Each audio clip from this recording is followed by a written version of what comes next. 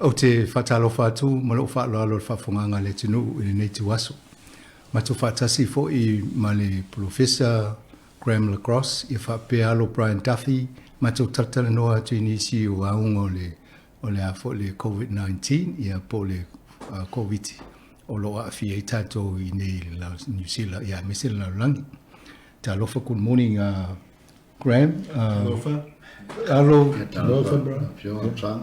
Nice to host you again this morning at Samoa Capital. Thank you for inviting me. It's warm here, and the sun is shining. Porirua is beautiful. It's a Pacific city. Yes, it's a Pacific setting, and no, it's a lovely day, and I really thank you. And I like your Olaf. I feel very proud. Thank you. All right, let's start with the Pacific, Fiji. Yeah. Have you been contacted about what's happening in Fiji? Yeah, it's very concerning what's happening in Fiji, and our hearts go out to what the people are dealing with. It's not just a matter of getting vaccine there, it's also the contact tracing, having the diagnostic assays that can quickly tell people have they got COVID-19 or not when they start to present with symptoms. And I would just urge the people of Fiji to reach out if they need help.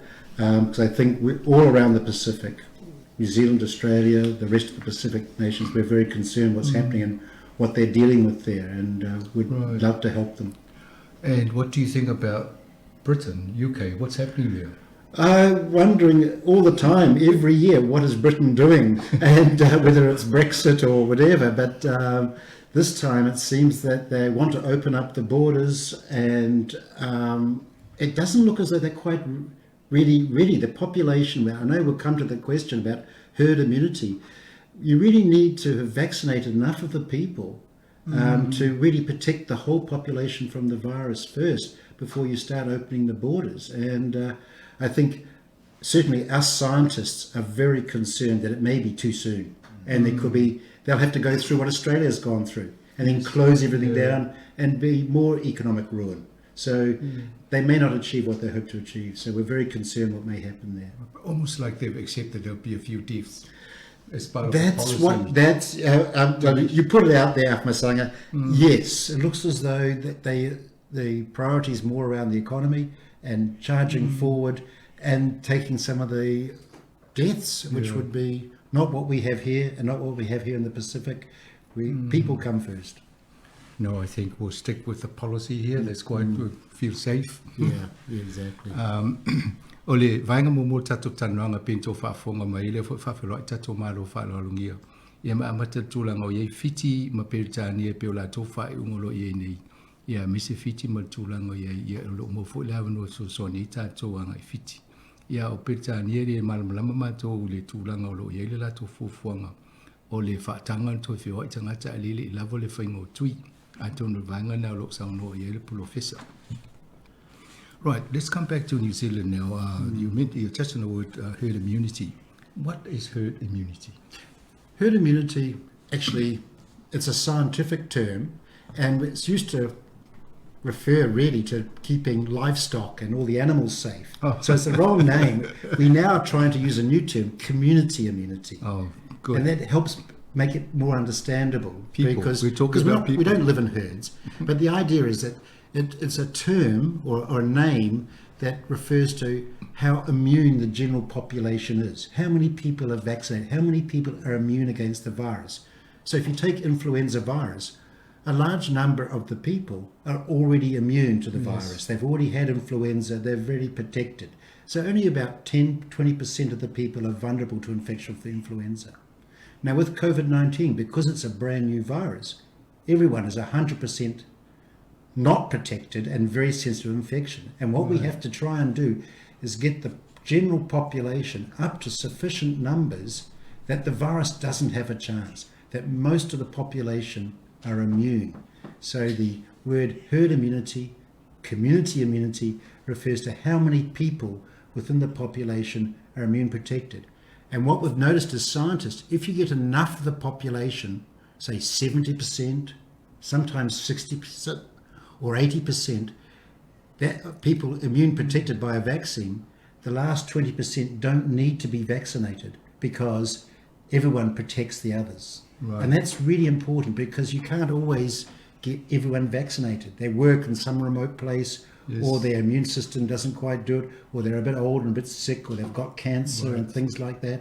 So that's why we have to get herd immunity around before we open our borders down. So for the community immunity, what percentage of the population in New Zealand must be vaccinated with the Pfizer vaccine? Yeah, we're lucky. We've got a great vaccine, the Pfizer vaccine. At the moment, 75 to 80% is the number.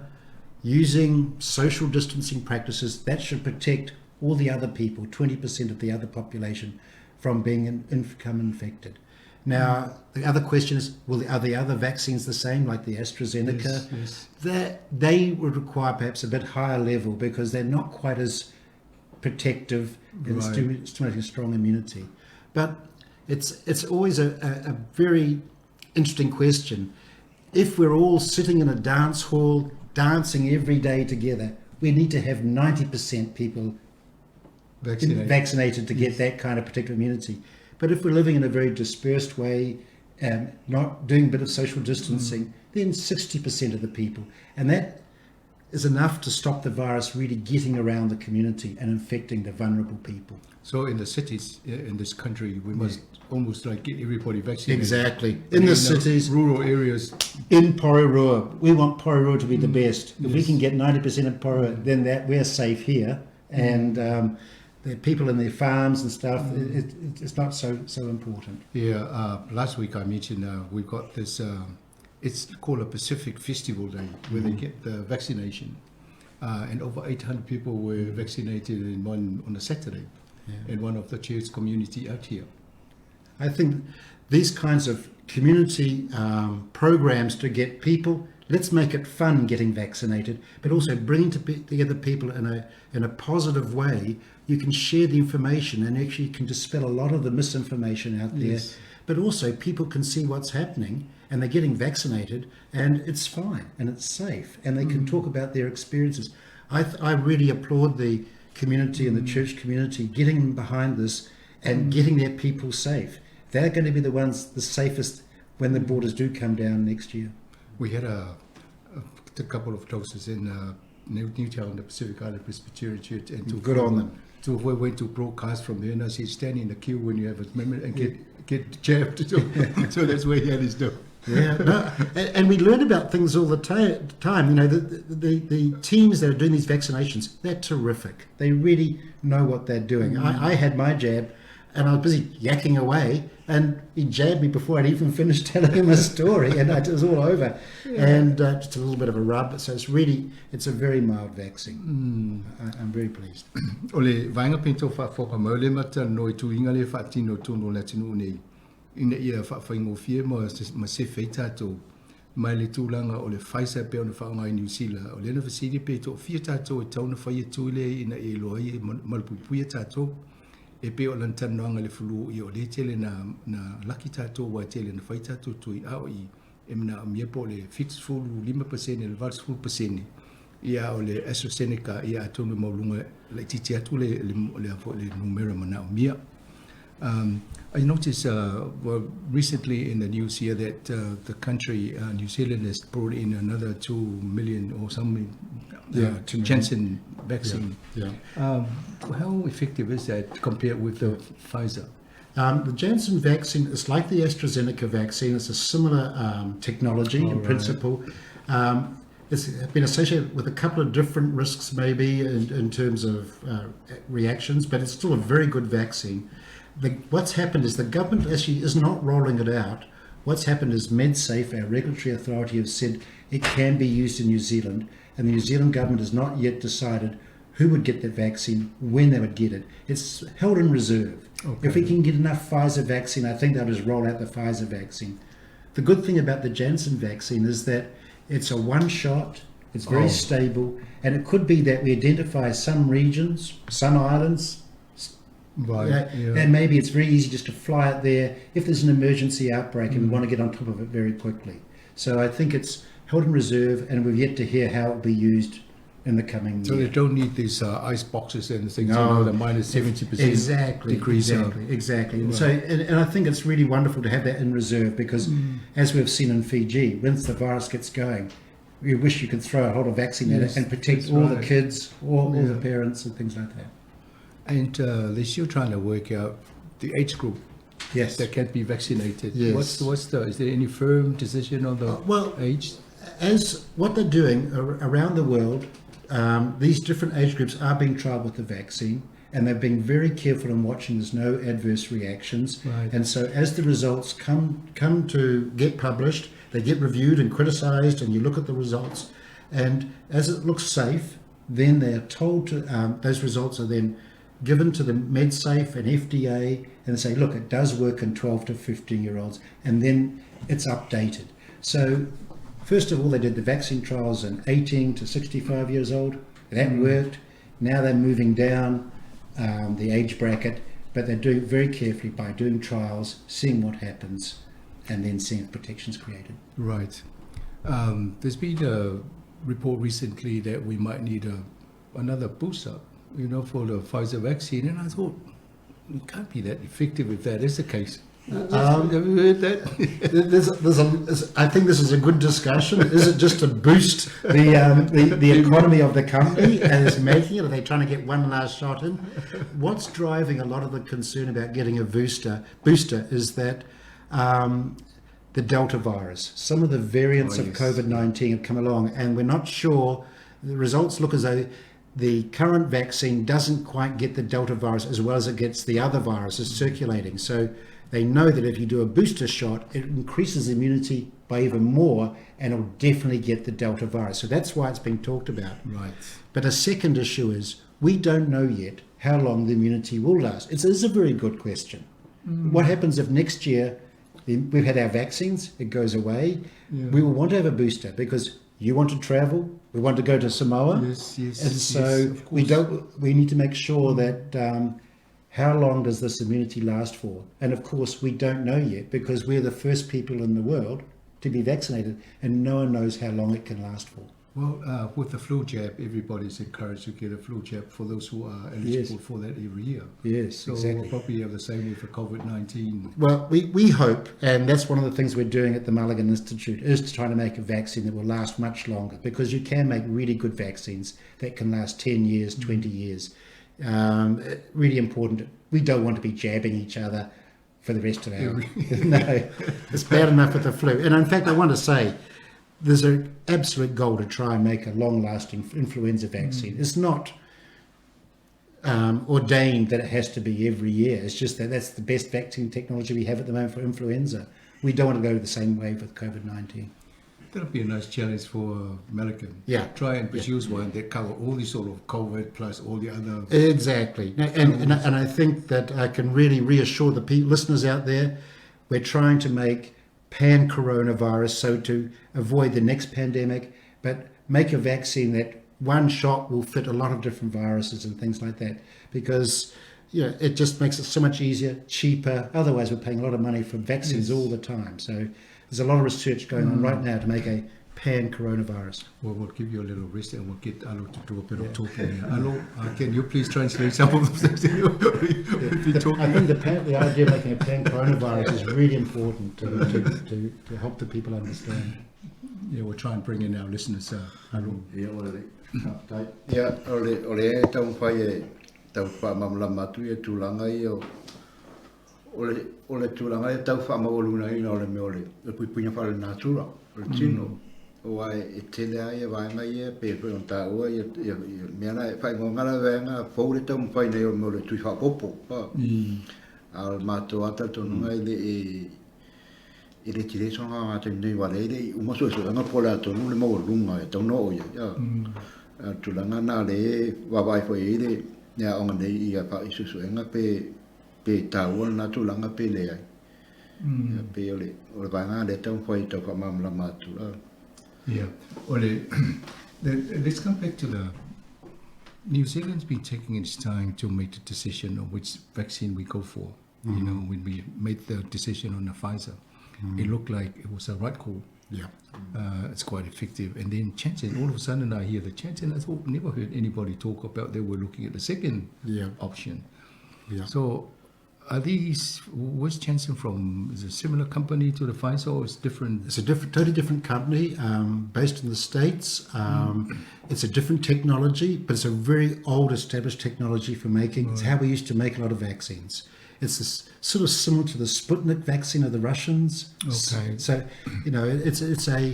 it's a harmless virus that causes the common cold. Live virus, but weakened. But very weakened, Yeah. and it's got a bit of the COVID-19. And it's a very cheap, easy, practical way to make a vaccine, and that's why it was used. And you can roll it out using all the existing manufacturing plants around the world, and that's why they did it. And that's. But as we get up to speed with RNA vaccines and manufacturing plants are changing, I think we'll see more and more RNA vaccines in the future. Right. Okay. Ole, I don't know. I better tell them about the difference here. O vaccine ye lo le Pfizer ma le Janssen le tala noi. E se la to fausanga o le Janssen e pe o fausanga tuai pe o na amata mai ai. Ia o le to inga le pe o na tala no sa fa mamlama fo il tasi o tanoanga. One of our recent programs, we actually describe how the Pfizer, the technology used for producing that. And it's the same similar technology what Malaghan is working Absolutely. We are very keen to develop these RNA vaccines. We think they're proven to be so safe in so many millions of people. But also, you can really change them very quickly to tailor-make. If the virus changes, you can change your RNA vaccine very quickly to follow the virus as it changes.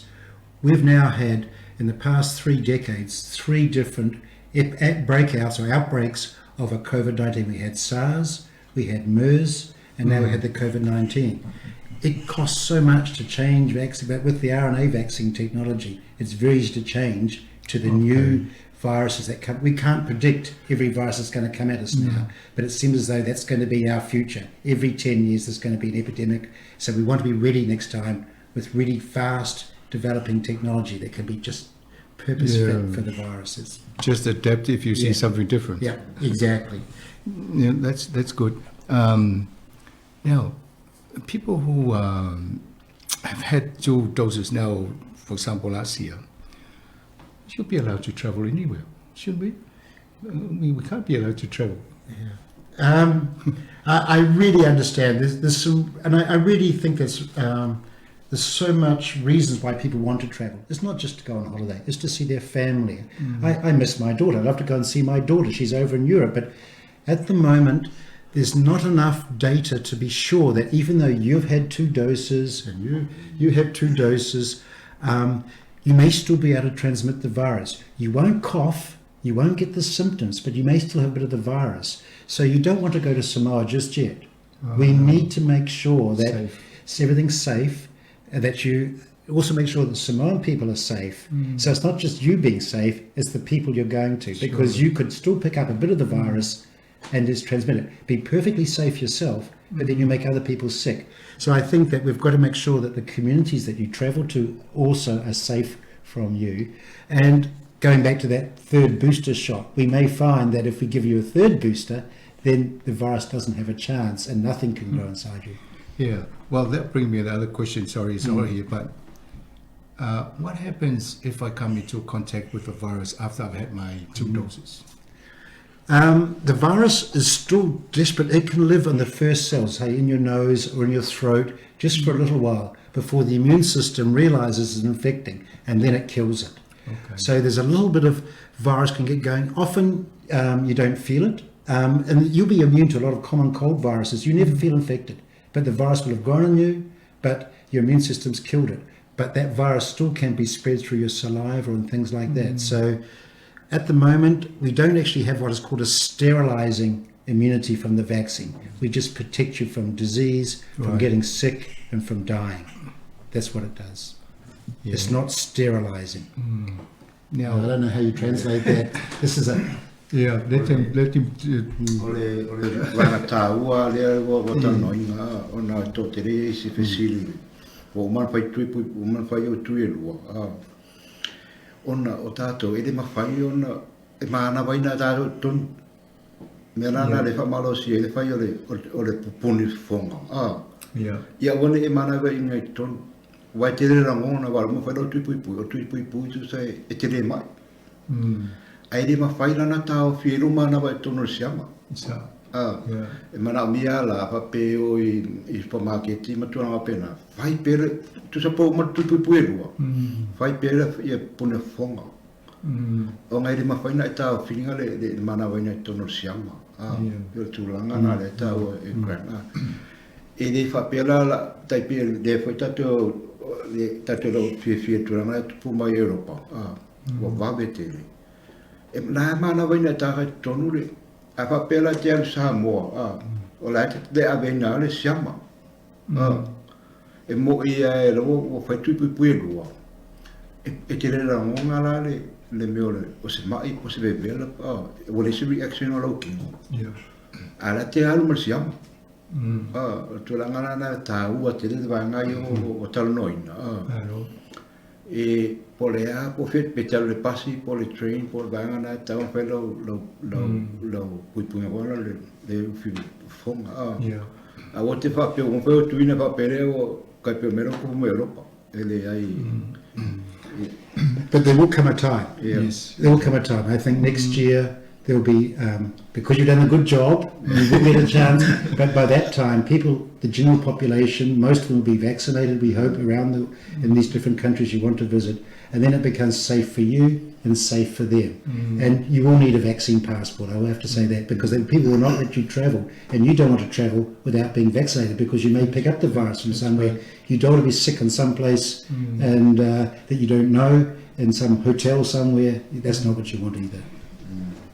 Even though that we've been trying to deliver a campaign for people to make them, and even of this program of this discussion, to allay fears for those people who do not wonder or hesitate in taking, and then plus the misinformation that's coming around. And I've always asked myself, what is the motive for these people who are spreading the misinformation? Why are they doing it?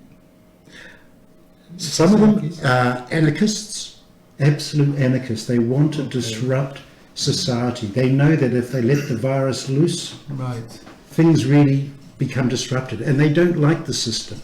They want to destroy the system. So there's some people like that. Some people have got very strong ethical reasons. They just think that vaccines are made from fetal tissue or things like that, or it's not in the case of the Pfizer vaccines. They don't have a problem with that. So there's just suspicion from a very long time ago. And some people just don't like doctors, and they think that the drug companies, and they think that drug companies should not be allowed to make money and things like that, and they're against big drug companies. The thing is, we've discussed this on the programs. When you get to the stage of your illness where the last thing you need is the ambulance, you get sent to the hospital, and all the nurses and doctors will toss you on the bed and do whatever they want to do to try and save your life. Exactly. You don't want to be there. So they should be thinking about protecting themselves before they even get to that point in time. We're all a little bit the same. If we can avoid doing something that's a little bit... The trouble is, what we don't see in New Zealand, and fortunately in Samoa, but in Fiji, I bet you in Fiji, people want the vaccine. I don't think there's misinformation will go very far. And people will get a thump if they start doing misinformation, because people see people dying there. And that's what happens. The one reason why we've had such strong vaccine programs from the past, when smallpox went round, like I've got a smallpox jab, that was the thing everyone was scared about. Everyone was scared about polio because they could see what it could do. We've lost the fear or the experience of people having severe diseases like COVID-19. And that's why when you're in a bubble, like here in New Zealand, you worry about the small things because you don't see the big things. I think it's one of those things that it's only when you get really sick and then trying to gasp for breath, that's when you really think. Yes, exactly. But we're going to take a little break here. We'll ask Duffy to play a piece of music and then we'll come back. Toi whatalo fatul whawhanga le tunu matawhatasi ma Professor Gros from the Malaghan Institute of Medical Research I Malisunga ya halo Brian Duffy. Vangalo noni o tanoanga whawa o tanoanga mo le flu o le COVID o le virus dia. Some of our listeners have asked whether it's possible to get a second infection after you've done your 2 doses. What's our findings on this? You can get infected again, but it's actually a very small infection. It doesn't actually, you probably won't feel the symptoms. The virus can still grow in your throat a little bit. You could potentially even spread it, but in very small amounts. But basically you get no symptoms, no coughing, doesn't make you feel sick. So it's just that the virus can grow. And what can happen, you have your vaccine, you could be exposed and get infected. You don't know, but if someone tests your swabs you, they may find there's a little bit of virus growing. Right. And this happens all the time because you're immune to a whole lot of viruses, chickenpox, RSV, Yes, but yes. you don't know. But so the virus will infect you a little bit, but Yeah. your immune system will, kills it before it does anything bad to your body, right. and you don't right. even know. So that's the level of the infection. Sterilizing immunity sometimes occurs with some vaccines. We, like for the certain viruses, we have measles, it just never gets going. But you can be infected, but it's at a very little level. You probably won't even know you've been infected. While you're on measles, has there been a treatment for measles? Is there a Yes, vaccine? vaccines are a really good vaccine for measles. It's saved so many children, little children around the world. Measles is a nasty virus. In Africa, it kills thousands of Yes. little kids every year still.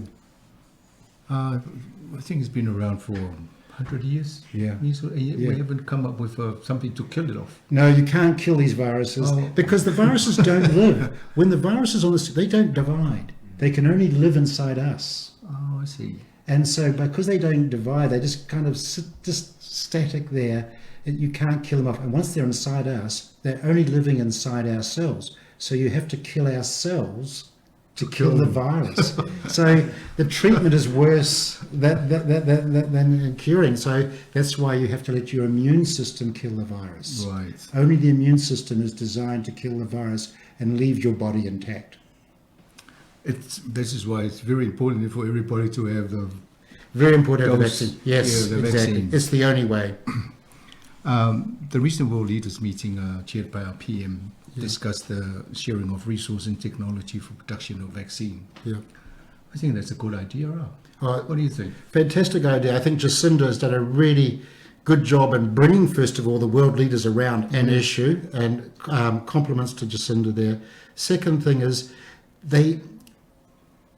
she agreed to discuss about sharing of patents and making sure that there is some legal framework that people can do research on other people's vaccines to really push things forward. The absolute sharing of resources, I noticed from these statements, the countries are getting very wary because, of course, down the track, big business, a lot of money can be made. I know we'll discuss it later. Yes. And I think some countries can see, China for itself, America, they can make a lot of money out of solving the world's global vaccine problem. So sharing to a degree to stop a country going completely bankrupt, but I think they'll see what they can leverage in terms of money.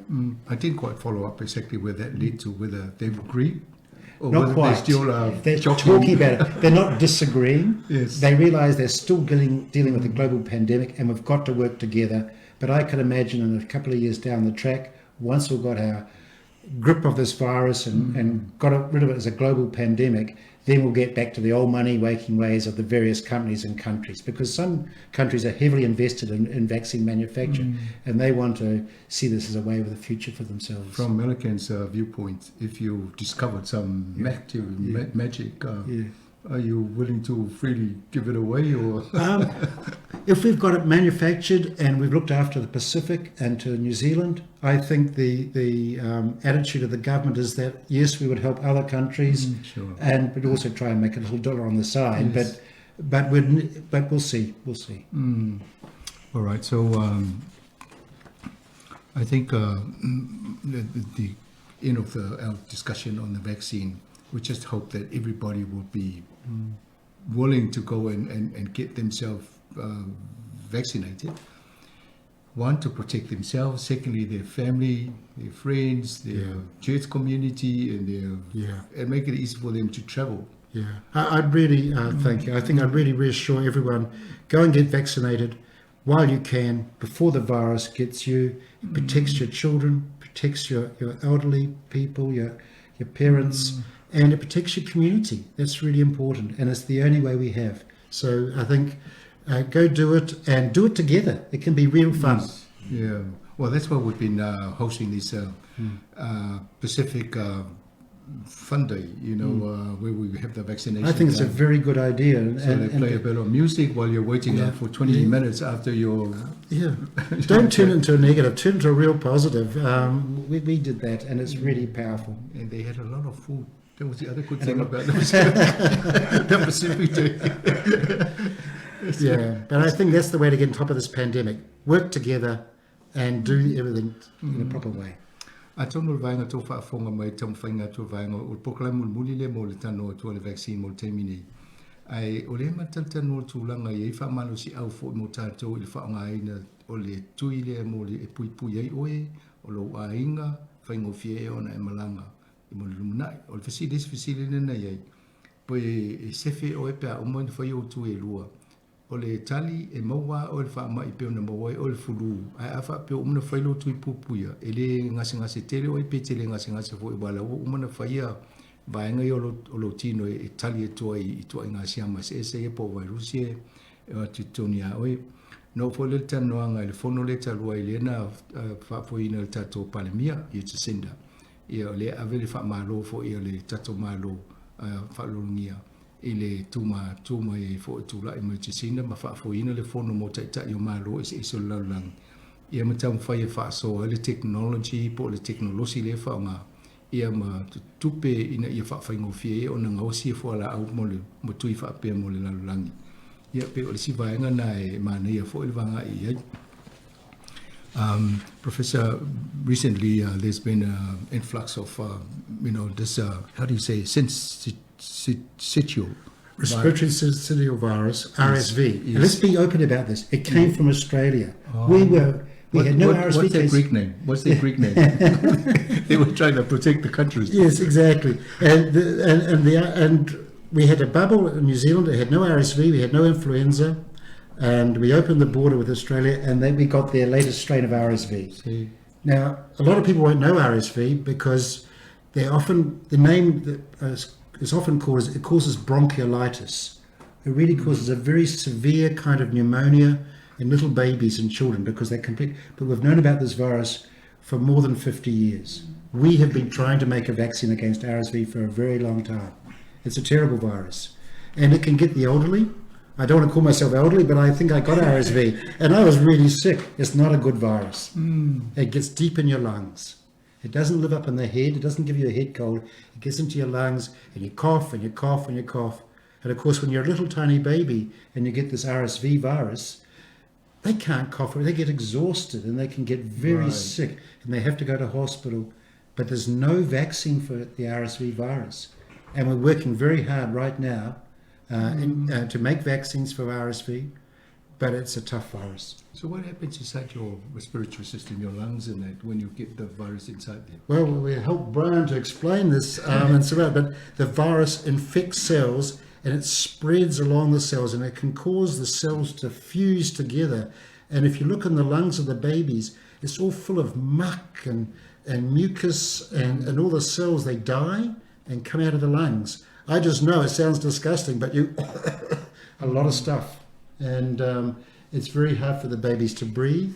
And you can tell if your elderly parents have got RSV, they can get blue around the lips because they don't have enough oxygen because their lungs don't breathe well enough. How long does it last for somebody, the old people? That They can cough for 5 weeks. Is that right? Oh, Okay. you can break a rib coughing. It's not a good thing.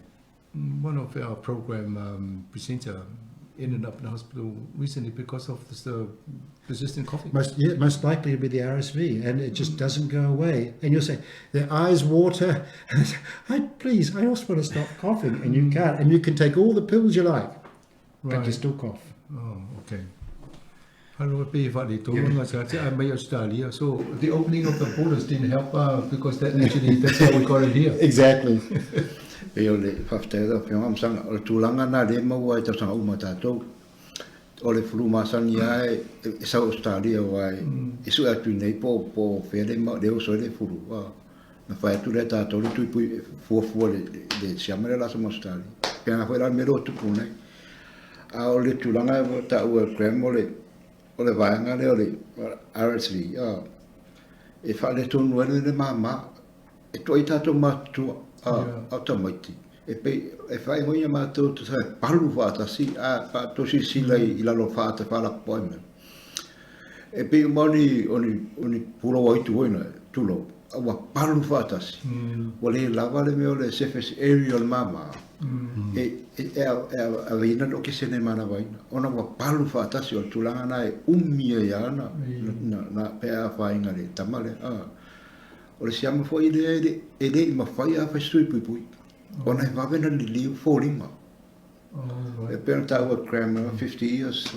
It's a long time. Yeah. Or the RSV. There's a vaccine being trialled against RSV in New Zealand right now, and they're giving it to the mothers who are pregnant, so that the mother can transfer the antibodies in her serum through to the baby and protect the baby, because the baby's immune system is not strong enough to make a vaccine or make a response against the RSV virus. You need the mother's antibodies, and it's only in that window of the first 1 to 2 years that the baby is very vulnerable. So we hope this trial is being rolled out in New Zealand in mothers works, and we can see if the results works, it protects the baby. E tāua I o tulanga le ono o tulanga e a mesa tamati afia. E mana o mia tina ona whai pui atu ia a whapeo o mo se tui pui. E mana o mia whai ana wha mua tina. Ona ele I se vaenga pui ngā whanātua tamati. A peo tina e momori tina ia vaenga le pui e le pepe. O tulanga na e a fia mo pia tamati. I tulanga le whamai le, ono le mama. A whape sui fumaro roina le tina. Ia mamau lunga lan pui na whanātua. Ia pai mo fia wai pui tamati. A ona tau nei mo se tui pui lana tāua gram. Ia e whaingatai pa ona pui whanātua le. O tau mawha ona le mau lunga le pui whanātua. When you contracted this, did you like feverish or what are the symptoms? Just a little bit of, you have a little bit of a cough. You feel a bit sort of heavy, and you go, oh no. I'm going to get rid of it, I'm tough. And then you go sicker and sicker and sicker and sicker. And then you have the wife saying, will you please stop coughing? Will you go to the next room, please, and stop coughing? Oh, right. But just to be quite clear, in the people from 5 years on to 60, they get an infection, very mild response. It's the babies and the elderly people who really, their immunity is not there, and they're very affected by this virus. One of the things that we discussed in our last program, the question was, why don't we use the saliva testing rather than staying with the swabbing? The swabbing. And then now they finally decided to do that. Yes, because they don't like to rush into testing, because they really like to make sure, does it work? And then not just does it work, if people start spitting in a bucket, do we have the way of collecting all these bits of spit and collecting them and using it properly? Because sometimes the laboratory that does the testing, they're not set up to analyze the saliva. Some people can spit a lot of saliva and maybe the virus is not so good. The swabbing is kind of accurate because we have trained staff to know how to put the swab in. But of course, I think the spitting or the saliva test is a much better test, and now that's been validated for the people to do absolutely, rather than having your nose poked in it. But right at the early days with the COVID-19 outbreak, we didn't know that worked well. It was much safer to make sure you get the right part, because we had to trace, track, and quarantine people who had to stop the outbreak in New Zealand. Okay, thank you. Now, we've been looking at what's happening around the world. Everybody's buying millions of doses, and everybody's saying, which is, I think there are about, 6 or 7 or even 8 different types of vaccine around the world now? Yep, that's right. They're now being licensed. And we don't know what the prices are. And we don't know what the prices are in the different countries either. And this is the thing we've been asking ourselves, who is making billions of dollars out of this pandemic? Well, at the moment, the vaccine companies are saying not them. They're saying that, is that cost, etc. And it may well be that certainly they won't be charging the poor countries a lot of money. And COVAX, the international agency which has received donations from the rich countries, are buying the vaccine for the small countries and hopefully for the Pacific Islands and stuff like that. But yes, the vaccine's being sold in America, the vaccine's being sold to New Zealand and Australia A lot of money is being made by these vaccine companies, and a lot more money will be made. Billions of dollars will be made. They claim it's to cover their cost because there are some companies, the vaccine's not working, and they've gone to the wall, and they've lost all their money, and they've invested in plant, machinery, research scientists, and they've got nothing. So it's a pretty tough game. So yes, you've got to have some reward for those people who've taken the risks. Yes. If the RNA vaccines hadn't worked, all those people would have lost their jobs, the manufacturing plant wouldn't have happened. So that's that side of it. But I think the government is looking very carefully, the governments around the world are looking very carefully, because it's such an important human issue, how are we going to make vaccines in the future? And we're working very closely with an international organisation called CEPI, who are going to talk about making international vaccines and making sure they're available for the world community. And it'll probably try and find a way so it's not really into this profit-driven way, because it's important that we're all protected. I think that there's one thing that Jacinda can do with the heads of state is really make this future pandemic-free. Yes, I think so. O le vainga le matata noe I tūranga o tui ma whaingo o tong fitinga ne mo tātou. Ia lepe o ngā lue le ngā tō lātou au isi foi whala tonga le lalulangi. Ia o na fasini la ia le tūranga o telo ne mo tupere mo e tangata le mo po i tōn wal company. Ia o le sam no le tātou malu. Ia i tele tupe alu le whaingo le o suenga. Ia ma le tau whaingo o foi tui. Ia o isi o nuu mātitiva pe o le whatu pe isi o whaingo tui ave I whatango fie pe ave fuofo iai. Ia ai tele o nuu I Amerika le tele company o lo whea I tui whapea I le tono vaenga ia. So from your, we discussed that you worked on the vaccine for COVID. Yep. And you're trying to capture all the other variants, you know. With, Yeah. So I think last time we discussed this, it's about a year out, is that right? Yes. We have a year to go. Yes. Yeah. So when that is fulfilled, then obviously you'll probably help us treat the flu. Now, with the vaccine for the COVID, is it also helping cure other flu-type diseases or not? No. That's the idea of making a pandemic one. We would like to make a pandemic one as well. Right. So we have a second option we'd like to try and develop as well, so that cover as many as we can. And that's what I think is the future. We've got to have a vaccine that covers a number of different ones that can cause these coronavirus pandemics and things like that. So we're working hard with our Australian colleagues to what that could look like and testing it now. So wish us luck, because we don't want to have to go through this again and again. It's too disruptive. No, but we need something like that to cover, you know, like we said before. One shot. So many jabs. Exactly, no. And people get confused. I get confused. I'm 65. Did I get this or that? And then 3 years later, do I remember? No. Ia vaenga na pe tano fo I whaingo tuinga le tawanga I lato. Ia wha mo ina I tau whaila tu I whaise tu I tasi ai au fia o mai esi ngasi o furu. Ia mo le la fo I o puipuinga o tātou. Professor, thank you very much for your time. I don't know if you have any final message for our listeners for at this point in time. I know we'll probably have to get together later on, you know, to wrap up this series of programs.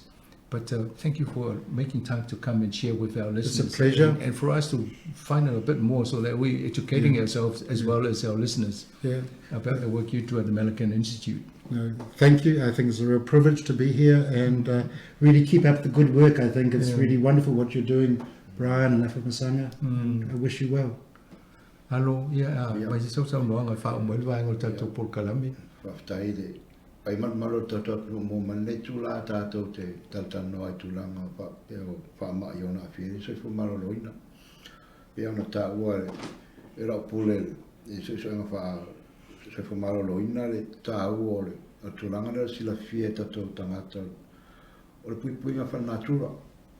Wa o mato yo le tong fa fa oso le pui fa natura e ala le tu pui a tato tau whatato tau mawhai tau mawha tawhengai ina i mau lunga pui pui wha tino tuna hoera nā wha pe wha tui pui pui ai mau lunga le pui wha nātura ia i te rera longa se mai mastua ma pena ai whaftai tele nei tūlau tato tanoanga ne tai au O la pes o le tato por kalame na mo whawhanga le tu whaitu whatsia mai la ua nei le sunga ia la Graham Lacrosse ia o ia fo le director po le pulele o le Malaghan Institute of Medical Research ia whape malo Brian Duffy tatanoa i vaenga nei e seimis i momoto tanoa al whaasalo le i whaasolonga o isi la to por kalame.